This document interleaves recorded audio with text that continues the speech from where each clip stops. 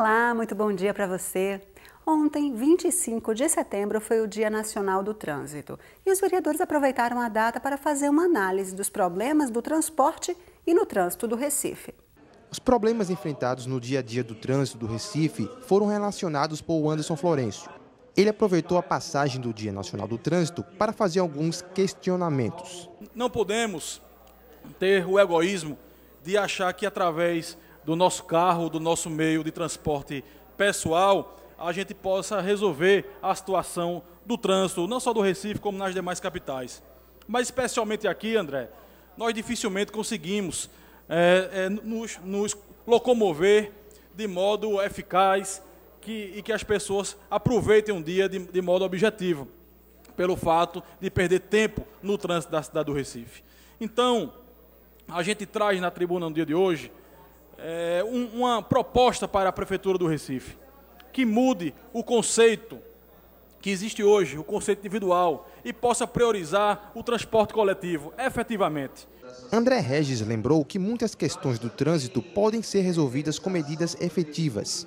A medida ela pode ser a medida coercitiva, através da própria lei também, e nesse sentido a lei seca, ela foi um ganho do ponto de vista da sociedade. Nós também temos a ação do poder público na fiscalização, mas uma coisa que eu gostaria de ressaltar é a necessidade de uma educação para o trânsito. As pessoas precisam ser bem educadas, e um dos nossos grandes problemas é a falta de cultura cívica no trânsito. As pessoas não respeitam, presidente, como deveriam, as faixas, não respeitam as regras de trânsito.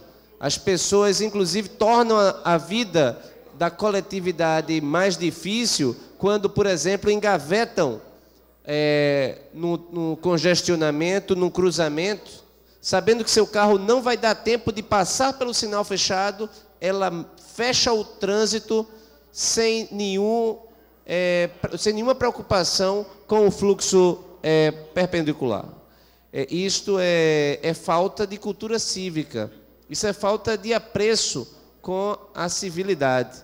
Raul Jugman repercutiu uma nota técnica do Instituto de Pesquisa Econômica Aplicada, que analisa a realidade do transporte público no Brasil. Para você ter uma ideia, o IPCA, que mede a inflação de 2002 a 2012, foi de 125%.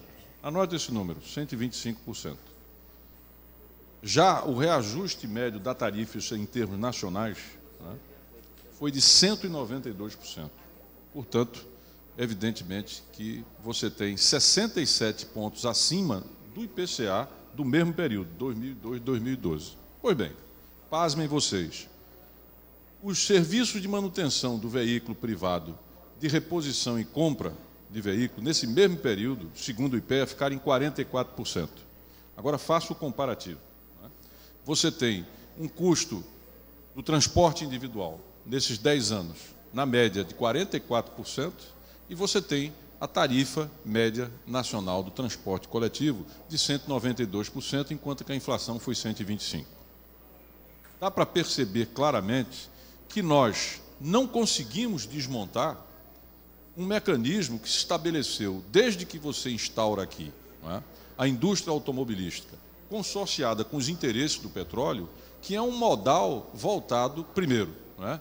Para o veículo automotor, seja ele o coletivo, seja ele privado. E depois, sucessivamente, nós fomos desprivilegiando o transporte coletivo e privilegiando o transporte privado. O vereador Jurandir Liberal, que é presidente da Comissão de Meio Ambiente, Transporte e Trânsito da Casa, destacou que é preciso ter um transporte público de qualidade. Ele afirma que só assim as pessoas vão preferir o ônibus e deixar o carro em casa. Qual é a fórmula que a gente vai estimular o uso do transporte coletivo? É você usar o transporte coletivo com o estímulo. O que é? Qualidade do transporte, ou seja, eu tenho que andar sentado. Segundo, velocidade, ou seja, reduzindo o tempo de viagem. Então, se eu saio de ônibus, chego mais rápido que do veículo, eu vou deixar o meu veículo. Isso em qualquer cidade organizada que você tem um transporte. Você chega no Rio de Janeiro, onde você tem o metrô ou tem um transporte coletivo, você não anda de carro. Você não vai andar onde tem essa alternativa. E a outra coisa, Raul, que eu queria destacar, é essa questão do estímulo, realmente, como você coloca para o carro. Não foi estimulado a questão do princípio do transporte coletivo, seja o ônibus, seja o trem. E começa pelo princípio do Brasil, como um país continental, você não utilizar o trem, você usa para transporte de carro, você usa o caminhão. Então, é um negócio absurdo, até para carga, que se não são perecíveis, a forma de você transportar seria através do trem. Essa é a questão lógica de qualquer país que pensa a longo prazo. Almi Fernando lamentou a falta de ações que melhorem a mobilidade urbana. Infelizmente, os governos têm fugido desse assunto. Não sei porquê, mas a gente não tem como correr mais disso, não. A gente tem que enfrentar essa situação. Eu mesmo não tenho como chegar mais na minha comunidade, porque o que o pessoal só reclama é com relação ao transporte coletivo.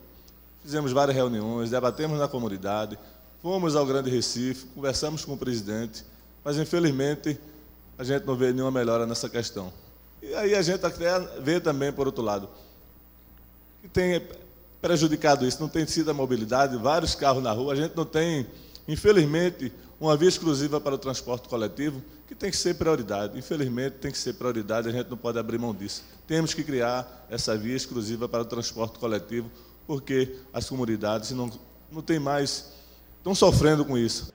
O Anderson Florencio parabenizou Jurandir Liberal e ressaltou que é necessário mudar a lógica e favorecer o transporte coletivo.